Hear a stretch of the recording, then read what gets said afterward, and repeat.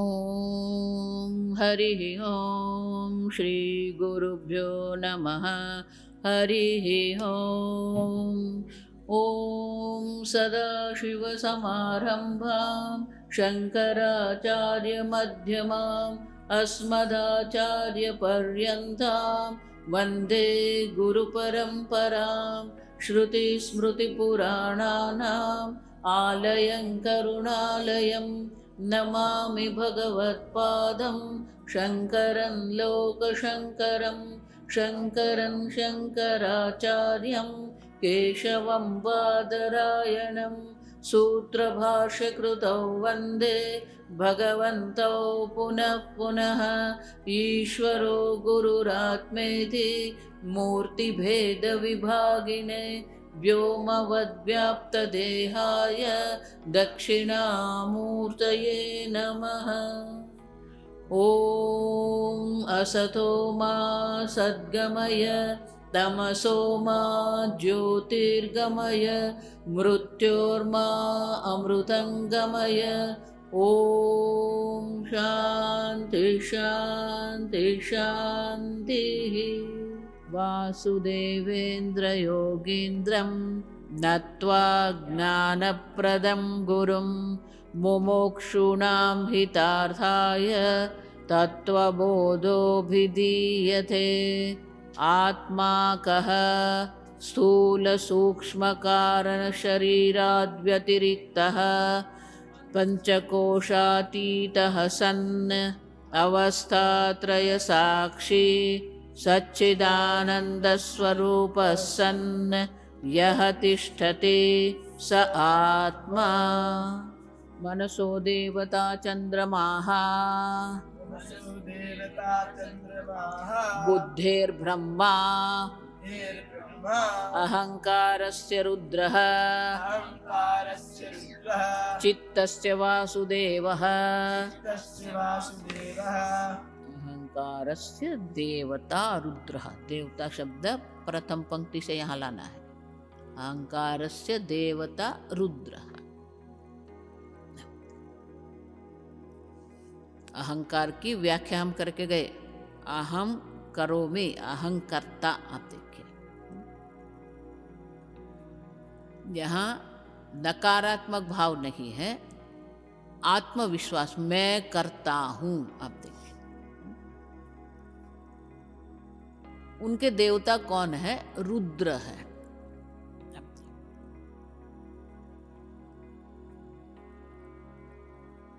ये देवता शब्द भी समझने लायक है। द्योतनात्मकत्वात् देवता, जो देवता, आप देखिए जो स्वप्रकाश है, जो स्वतंत्र है, उसे देवता कहते हैं। हम आगे देख के गए। आध्यात्मिक जगत है चक्षुरेंद्रिय, आधि भौतिक जगत है रूप रंग। उनको जोड़ने वाला जो है वो आधि दैविक जगत है, जोड़ने वाला है सूर्य देवता। आप देखिए उसी प्रकार से आपका जो अहंकार है वो आध्यात्मिक है।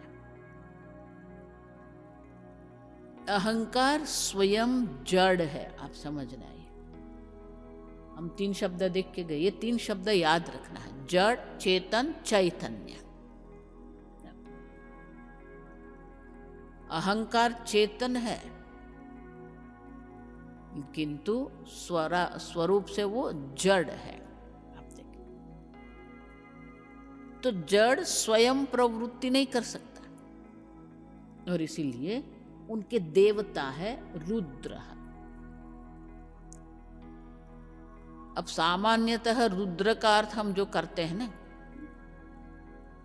ब्रह्मा जी मानी सृष्टि करता, विष्णु मानी स्थिति करता, रुद्र मानी संहार करता। तो रुद्र को सामान्य रूप से हम संहार कर्ता के रूप में देखते हैं, लेकिन यहां शंकराचार्य कह रहे हैं ये रुद्र जो है वो अहंकार के देवता है। ये बहुत समझना। आप देखिए देवता माने सात्विक, संपूर्ण सात्विक पंचमहाभूत से ये अंतःकरण उत्पन्न हुआ। तो अहंकार भी स्वभाव से क्या है? सात्विक है। आप देखिए, बहुत सारे लोग, ये योगा वाले, ये सब लोग गड़बड़ कर रहे हैं। मन को सात्विक बनाना है। अरे भाई, सात्विक ही है। सात्विक पंचमहाभूत से बना हुआ अंतःकरण जो है सात्विक है। तो अहंकार भी क्या है? सात्विक है। आप देखिए, और वो अहंकार है, वो क्या है? कर्ता। अहंकर्ता, हम देख के गए, अहंकर्ता इति अहंकार, तो कर्ता है। आप देखिए, अहंकार माने जो करता है, लेकिन वो तो सात्विक है। जो करता है वो सात्विक है, स्वभाव से क्या है? सात्विक है। तो सात्विक कर्ता किसको कहते हैं? देखो, मैं हमेशा कहती हूं, एक गीता जो है ना, हमें सब देती है। 18वें अध्याय में भगवान कहते हैं, ये सात्विक कर्ता किसको कहते हैं? 4 भगवान बताते हैं। सात्विक कर्ता के 4 लक्षण है। पहला है मुक्त संगः, किसी भी प्रकार के संग आसक्ति से मुक्त है। मुक्त संगः, वो कर्ता जो है कहीं पर आसक्त नहीं, न कर्म में आसक्त है, न विषय में आसक्त है। मुक्त संग, अनहमवादी। आप देखिए, अहमवादी माने क्या है? सर्वत्र वो हम, मैं करते रहते हैं। अहमवादी, मैंने ये किया, मैंने ये किया, मैं वो करता हूं, मैं ऐसा हूं, मैं ऐसा हूं, मैं इतना जानता हूं। अब सर्वत्र हम अहं को जोड़ देते हैं, अहमवादी कहते हैं। बहुत सारे लोगों की आदत होती है, उसको संस्कृत में कहते हैं, वो अपनी महिमा मंडन करते रहते हैं,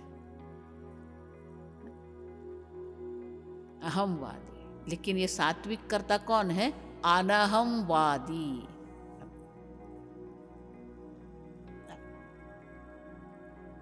स्वामी जी बहुत सुंदर कहते थे, पूज्य स्वामी जी कहते थे, you don't take any credit, you give credit to others. अनहमवादी मानी क्या है? आप सुन, और क्रेडिट देना किसको है? आप देखिए, रुद्र देवता। आप सुन, मुक्त संगः अनहमवादी, धृति उत्साह समन्वितः। धृति, धृति के 2 अर्थ, एक है करेज। कोई भी कार्य करना है तो कार्य करने के लिए धृति आवश्यक है, हिम्मत चाहिए। आप देखिए, उसी प्रकार से उत्साह, एंथुसियाज्म। कोई भी कर्म आप करो, छोटा सा भी छोटा कर्म आनंद से करो, उत्साह से करो। धृति उत्साह समन्वित, धृति और उत्साह से युक्त है। उत्साह माने क्या है? कोई डलनेस, जड़ता नहीं है, कोई प्रमाद नहीं है। आप एक पत्र भी लिख रहे हैं, वहां भी एक उत्साह होना चाहिए। पहले कोई ये ईमेल नहीं था, आप समझना, एक दूसरे को पत्र लिखते थे। आज के युवाओं को तो पता भी नहीं ये पत्र लिखना क्या है। वो पत्र लिखते थे ना, वो मात्र अक्षर नहीं थे, वो व्यक्ति की भावना थी। जब वो पत्र पहुंचता है, वो व्यक्ति जब पढ़ती थी तो उसको वो भावना का अनुभव होता था। पत्र लिखने में भी उत्साह होना चाहिए, उत्साह समर्पित। चौथा कहते हैं सिद्ध्य सिद्ध्यो निर्विकार सात्विक कर्ता उच्यते। सिद्धि असिद्धि निर्विकार, किसी भी प्रकार से कोई विकार नहीं है।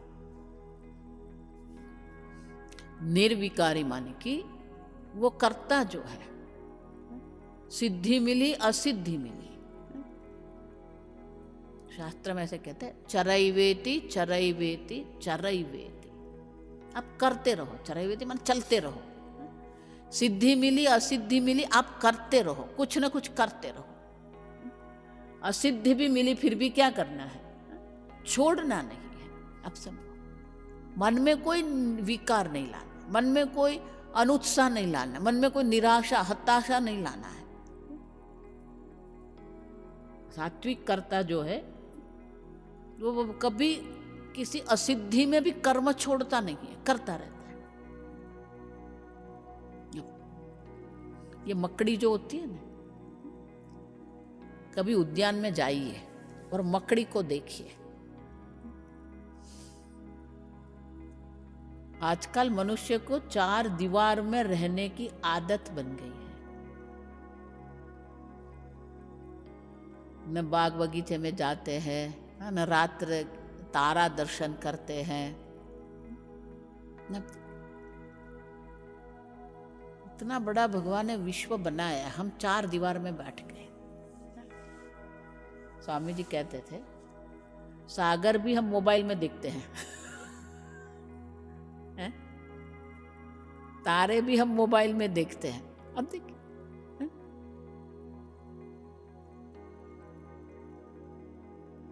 वहां मकड़ी होती है ये पौधे पर मकड़ी होती है, स्पाइडर। कभी कोई मकड़ी जो है ना वो अपनी जाल बनाती है, वेब। अब देखना उसको, देखो ये छोटी छोटी बात आप जब निरीक्षण करेंगे ना, बहुत कुछ सीखना मिलता है। वो किस प्रकार से बना रही है,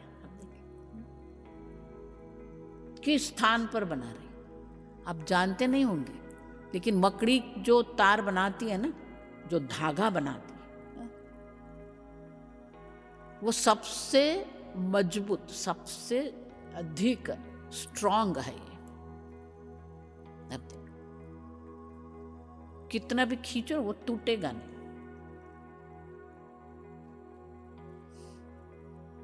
तो मकड़ी क्या करती है, बनाती है। अब देखो, लेकिन बार बार उसको बनाना, एक बार नहीं बनता। अब समझो, बार बार उसको बनाना पड़ता है। ऊपर से नीचे आएगी, वो तंतु पकड़ेगी, फिर वही तंतु को लेकर ऊपर जाएगी। जब वो ऊपर जा रही है ना, तो जब हवा आती है, पवन होता है, वो टूट जाता है। अब देखो, माने कि उसको जहां ले जाना वहां नहीं जाता है। अब देखिए, वो अन्य स्थान पर चला जाता है। पवन से क्या होता है, वो अलग बनता है। वो पवन में ही उसको बनाना पड़ता है। इसलिए मैंने कहा ये 4 दीवार छोड़ दो जरा। द्रुति उत्साह समन्विता वहां दिखता है, द्रुति उत्साह। अब देखो, नहीं बन रहा है। माता जी वो हम मोबाइल में देख लेंगे कैसा बना था। ये गूगल गुरु है ना,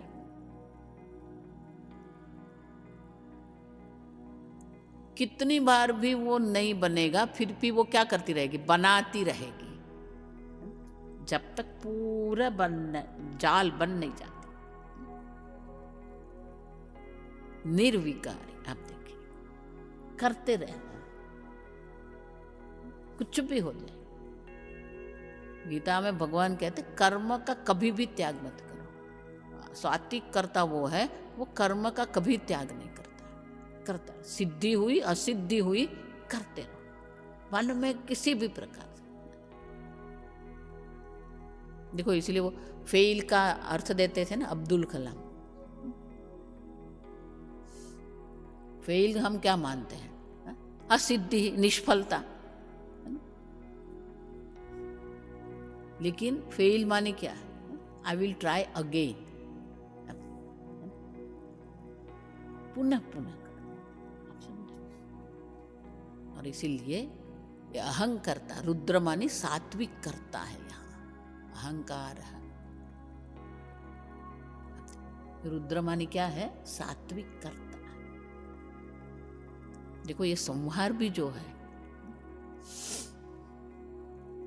हम जिसको संहार कहते हैं ना, ये संहार ये नहीं है, आप समझना।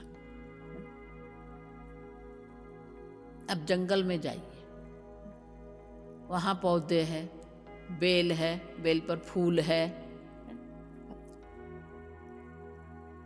वहां किसने खाद डाली मुझे बताइए? हम घर में बेल लाते हैं, डालते हैं, उसमें खाद भी डालते, एक फूल नहीं आता है। अब देखिए, है ना?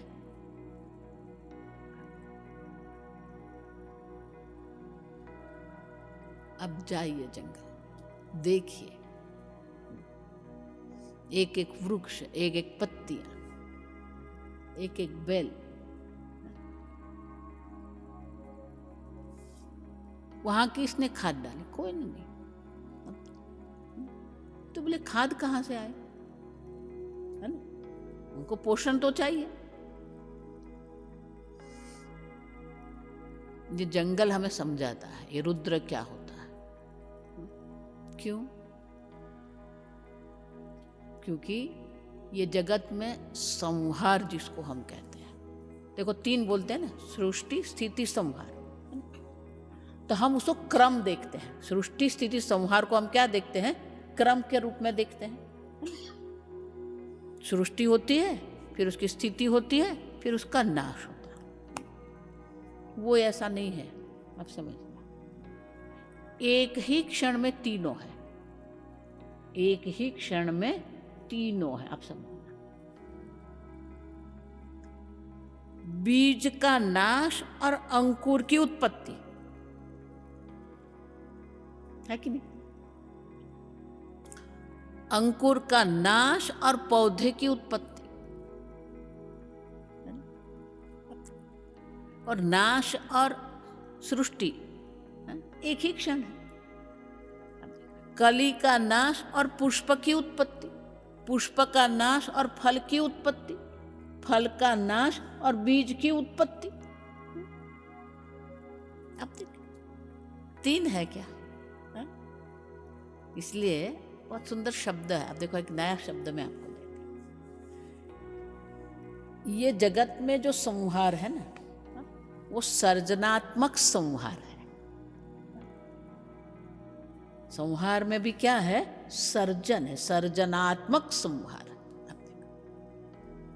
इसका अर्थ क्या हुआ? सदा वहां पर है। देखिए सृष्टि भी है, स्थिति भी है, संहार भी है। उसे सात्विक कर्ता कहते हैं, आप समझना। संहार मात्र नहीं है, वहां सृष्टि भी है। तो ये जंगल में जो है ना, जितने भी पत्ते गिरते हैं ना, वो पत्ते ही क्या हो जाता है? जितने प्राणी हैं, जंतु है, वो सब खाद बन जाता है। और उसी से फिर नए वृक्ष बनते हैं, नए पत्ते आते हैं, नए फूल बनते हैं। वही फूल गिरते हैं, वही खाद बन जाता है। अब देखिए सृष्टि स्थिति साथ में। हाँ, ये विभाग नहीं है, ये काल क्रम नहीं है। इसी को कहते हैं सात्विक कर्ता। आप देखिए सृष्टि भी है, संहार भी है। देवता क्यों कहा? क्योंकि वो सात्विक करता है। फिर आगे चित्तस्य वासुदेव, चित्त जिसको, ये वासुदेव शब्द समझना है हमें। अब देखिए सीधा अर्थ हम जो करते वो क्या है? वसुदेवस्य आप अपत्य वासुदेव, वसुदेव के पुत्र वासुदेव। लेकिन सही अर्थ क्या है? अब देखिए वासु और देव 2 शब्द हैं। वसंति अस्मिन् सर्वान् इति वासु। आज जो ध्यान किया ना, सत्ता, सर्व को जो सत्ता प्रदान करने वाले हैं ना, वासु है। लेकिन वो सत्ता जड़ नहीं है। देवः द्योतनात्मकत्वा देवः, अब देखिए, जो सर्वव्यापी एक अद्वितीय जो सत्ता है उसे वासु कहते हैं, और जो स्वयं में चैतन्य स्वरूप है वो देव है। सर्वव्यापी एक अद्वितीय सच्चित स्वरूप है, उसे वासुदेव कहते हैं। वो वासुदेव कौन है? चित्तस्य देवता, यहां भी देवता शब्द, चित्तस्य देवता वासुदेव। क्यों? क्योंकि सबको जो धारण करते हैं, चित्त माने क्या है? सर्व प्रकार के ज्ञान अनुभव को धारण करने वाला जो,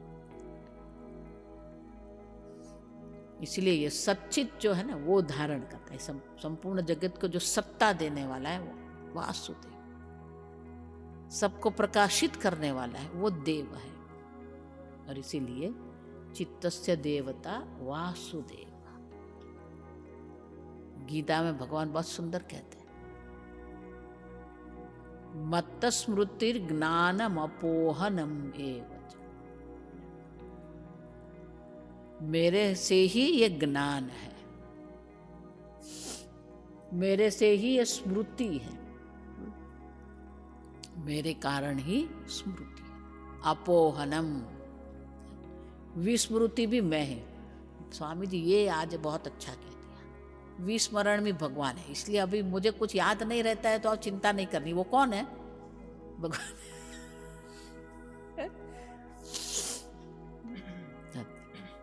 ज्ञान भी भगवान है, स्मृति भी भगवान है, अपोहनम विस्मृति भी भगवान।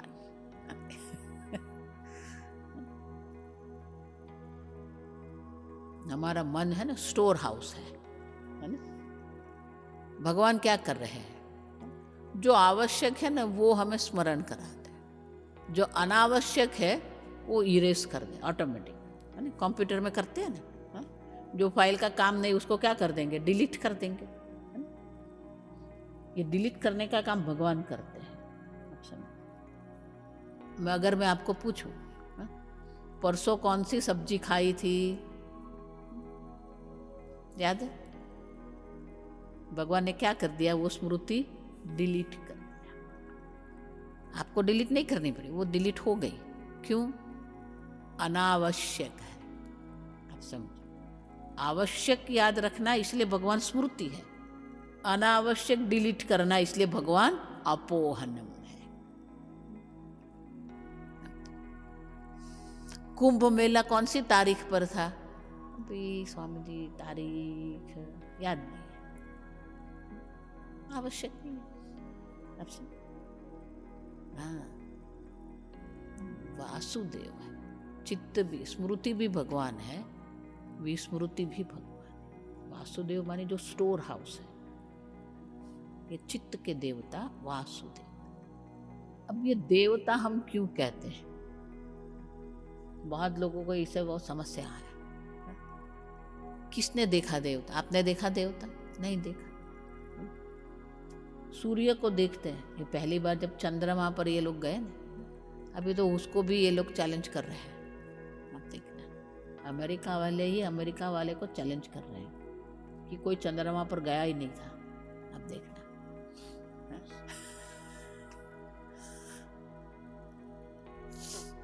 चंद्रमा पर जब गए ना, तो जितने ये भारत में नास्तिक लोग जो थे, जो वेद को मानने वाले नहीं थे, वो बहुत खुश हो गए थे।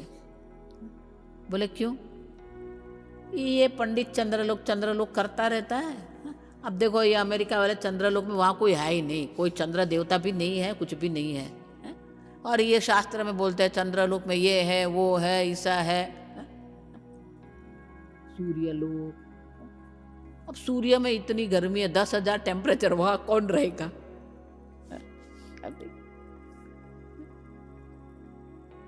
ये प्रश्न उठने चाहिए हमारे मन में। हाँ, अब सूर्य लोग बोल रहे हैं अभी सूर्य पर तो इतनी उष्णतामान, वहां पर 10,000 टेम्परेचर है, वो सूर्य लोक में कौन रहेगा? तो बोले ये शास्त्र तो बोलते हैं सूर्य लोक है, चंद्र लोक है, हा? गीता में 8वें अध्याय में भगवान बताते हैं शुक्ल गति ही कृष्ण गति ही, हा? सूर्य मार्गेण चंद्र मार्गेण।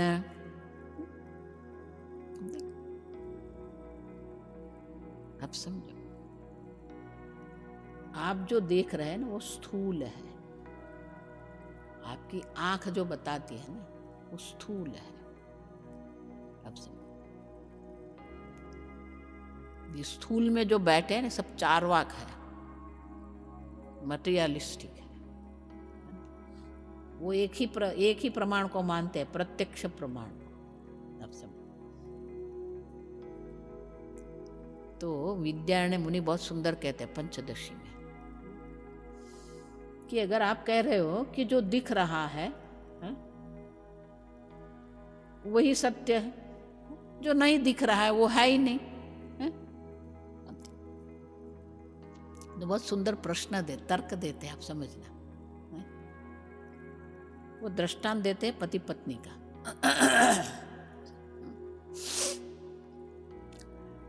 बोले कि ये पति पत्नी जो है, तो बोले पति पत्नी आंख से दिखते हैं, आंख जो बता रही है वो एक मनुष्य शरीर बताती है, आंख आपको मनुष्य शरीर दर्शाती। ये मेरा पति है, ये मेरी पत्नी है, क्या आपकी आंख से देखा पत्नी को? क्या आपकी आंख से देखते हो पति को? समझ रहे हो?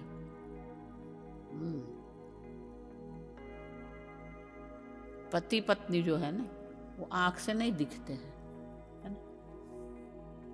तो फिर मान लो नहीं है, पति पत्नी है ही नहीं, दिखते नहीं है ना आंख से, तो नहीं है, नहीं है। स्वामी जी ये पत्नी नहीं, आप बोलेंगे खाना कौन खिलाएगा, घर कौन चलाएगा? प्रत्यक्ष ही एकमात्र प्रमाण नहीं है।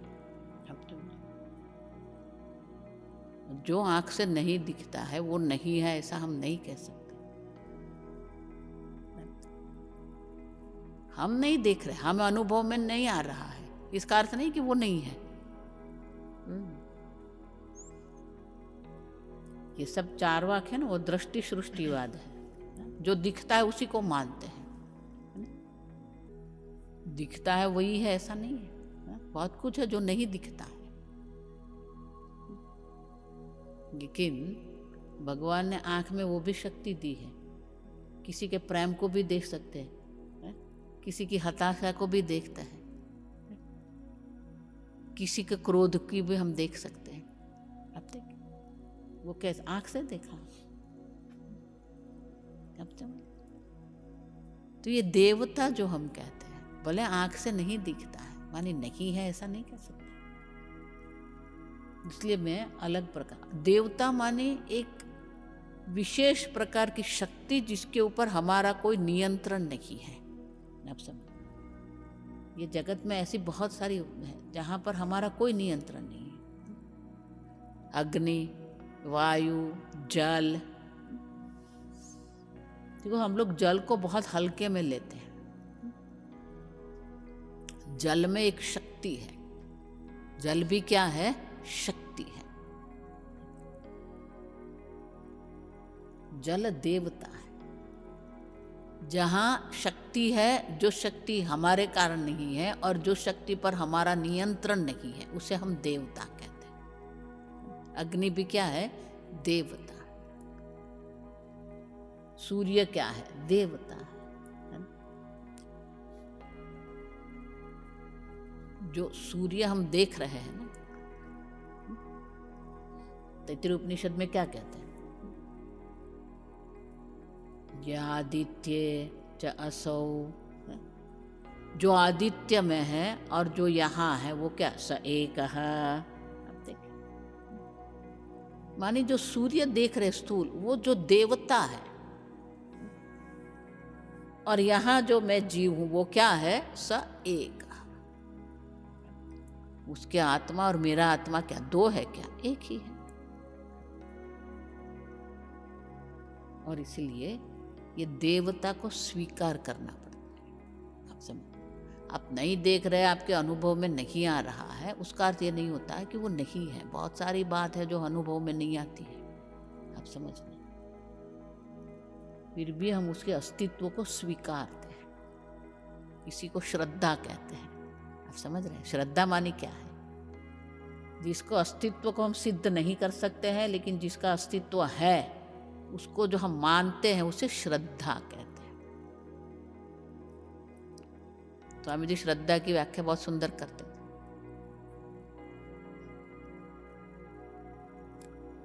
आप समझ, अंग्रेजी में जो फेथ फेथ करते रहते हैं ना, वो नहीं है। श्रद्धा is a pending knowledge available for verification on evidence.